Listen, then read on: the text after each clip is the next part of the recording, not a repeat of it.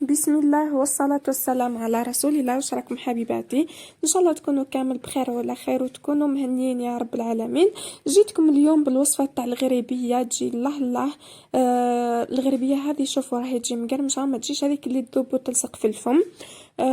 وتجي بيضة تهبل كما راكم تشوفوا. والأهم مقادير بسيطة جدا، يعني غير بثلاث مكونات. وش هما ثلاث مكونات هذو؟ عندي كاس معمر تاع ولا كيله، ديروا الكيله اللي حبيتو، تحبوا ديروا كاس، تحبوا ديروا كيله صغيره، تحبوا ديروا كيله كبيره كيما حبيتو. انا كيلت بالكاس هذا درت سمن يعني ديروه بارد، ما ديروش بدرجة حرارة الغرفة.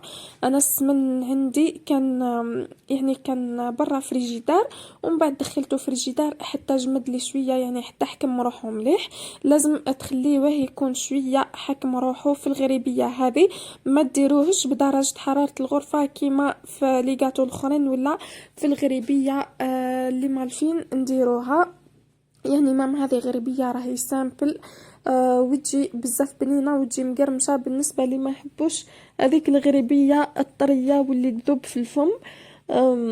زدت عليهم كاس ناقص اصبع تاع سكر جلاسي، ونحاول نخلطهم بالبعتر.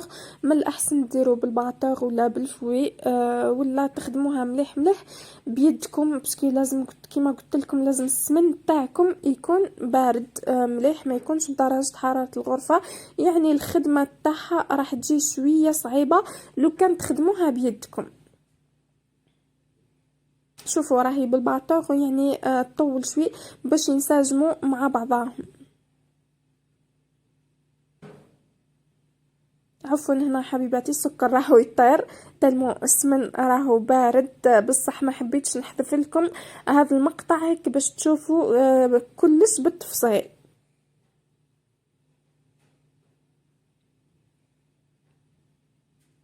نحاول نطلع مليح السمن مع السكر كي يدخلوا في بعضهم، نطلعهم شويه بالباطور ولا بالفوي ولا حتى بيدكم حتى تشوفوا الخليط تاعكم بياض.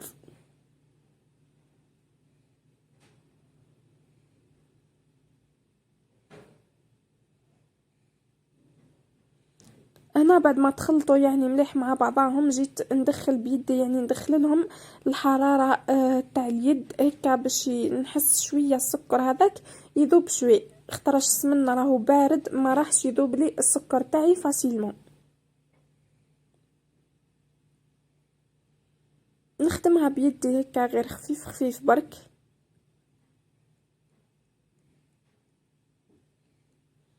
ونبدا نزيد في الفارينه. هادو هما ثلاث مكونات اللي في الغريبيه هذه: سمن، سكر، وفارينه فرات. وتجي بزاف بنينه، يعني يجي فيها لوغو هذاك تاع السمن باين.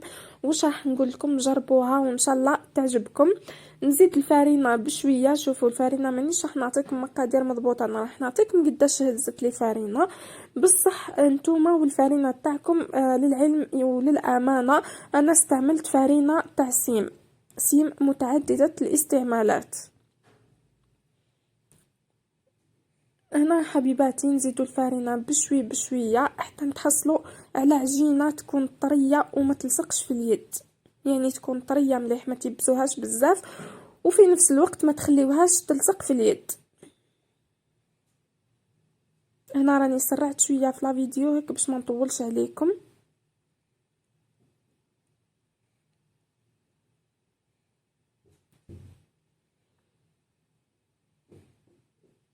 ونحاولوا نلموها مليح ونحيو من الاطراف تاع الحاجه اللي خدمتو فيها، يعني تنحيو مليح هذاك الخليط تاع السمن والسكر، تنظفوها مليح مليح.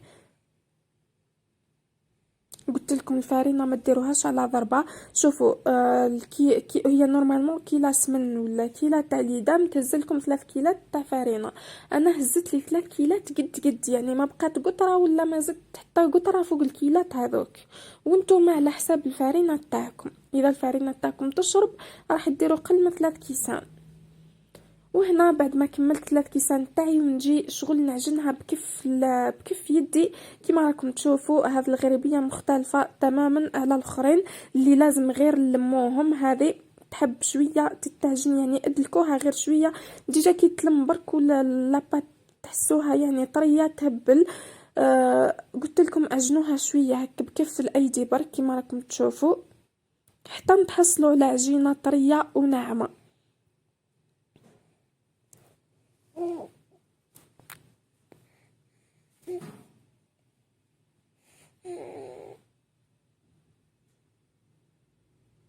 شوفوا حبيباتي، يعني ما تطولوش بزاف في العجين تاعها، ومن بعد نغطيها بكيس بلاستيكي وندخلها الفريجيدار، يعني دخلوها حتى تحسوها حكمت روحها مليح، ولا اذا مزروبين دخلوها الكونجيلاتور حتى 4 ساعات.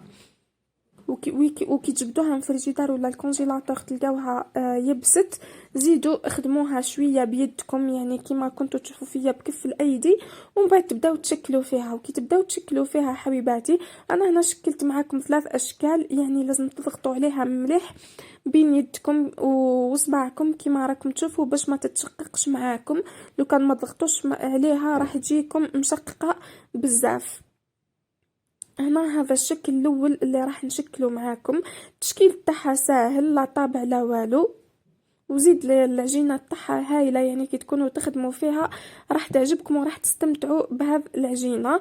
هنا شوفوا زينتها بالبيستاش، درت نص حبه تاع بيستاش. بيستاش كنت نقعته في الماء مده، ومن بعد نحيت له القشور وقسمته على زوز. كي تنقعوه في الماء هيك باش ما يتحرق لكمش، سينو راح يتحرق لكم ثم وراح يولي لونه اسود خلاص. كما شفتوا حبيباتي نضغط عليها بين الكف والاصابع تاع يدي، ومن بعد نشكلها اضغطوا مليح مليح كما قلت لكم باش ما تتشققش معاكم، ونشكلوها بالطريقه اللي راكم تشوفوا. نكوروها ونحاول نضغط عليها شوي. انا خيرت هذه الاشكال وانتم شكلوا كما حبيتوا، يعني الشكل اللي جا في راسكم شكلوه. ديجا الشكل تاعها يجي باهي كما شفتوا. واذا ما عندكمش البيستاش يعني مش محتاج ديروا بيستاش، تقدروا ديروا كاوكاو، كما تقدروا ديروا هذاك السمسم ولا واش نقولوا له حنا كاين اللي يقولوا العقاش، يعني ديروا واش حبيتوا اي حاجه ديكوريو بها من الفوق. انا كان عندي البيستاش درت لها بيستاش، يعني كسلها لا كولار هذيك جات تهبل. هذا هو الشكل الاول.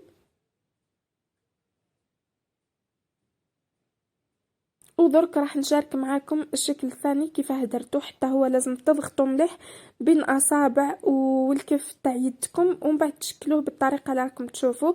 ديروه حربوش، ماذا بكم تصغروا فيها الغريبيه هذه. اذا عندكم ميزان ديروا حوالي 15 ولا 16 غرام. شوفوا الشكل كيفاه، واذا شفتوها يعني الحبه تاعكم تشققت كي درتوا لها هذا الشكل، عاودوها نورمال، عاودوا شكلوها، لازم ما تتشققش وما تتقسمش. هذا هو الشكل الثاني. شفتوا كيفاه سهلين الاشكال اللي شاركت معاكم، وراح نزيد نشارك معاكم الشكل الثالث. شوفوا هذا الشكل الثالث، درت 3 كرات صغار خلاص، يعني ديرهم صغار خلاص قد البوسه ولا اقل.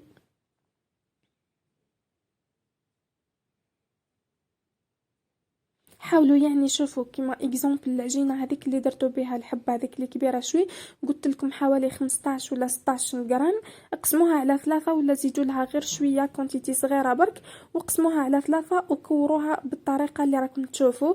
كيما تقدروا تشكلوها على شكل ورده، يعني تقسموها كريات صغار خلاص، بس حكاك راح تطولوا في الخدمه. انا حاولت نديرها هكا على شكل ورده ولا على شكل ترافل.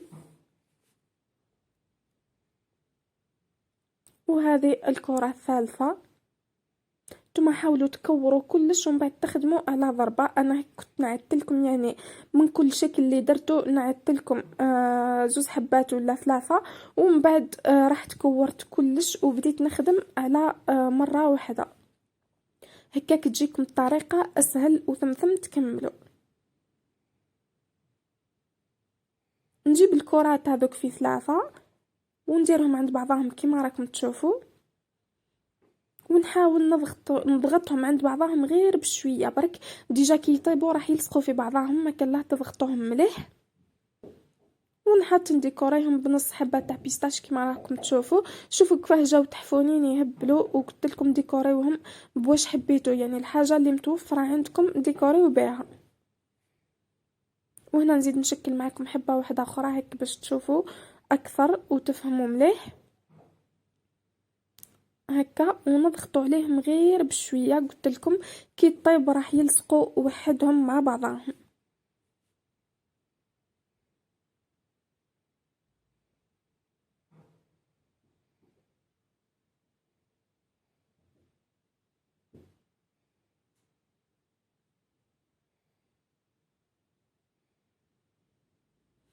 شوفوا شكلها وش باهي يهبل وهكا. هادو هما الاشكال في ثلاثة، يعني طيبوها في الفور كيما مالفين طيبوا نورمال. من الاحسن تشعلوه غير من التحت اللي عندها فور يشعل غير من التحت، وجست هكا تبدا تطيب معاكم وتنشف. طفيو عليها. هذه الغريبية ما تحبش تكون حمراء، تبقى بيضة هيك وتجي بزاف بنينة، يجي فيها هذاك الوجود تاع السمن يهبل. وهذا هو الشكل النهائي تاعها حبيباتي. شكرا على المتابعة، استودعكم الله الذي لا تضيع ودائعه، والسلام عليكم ورحمة الله وبركاته.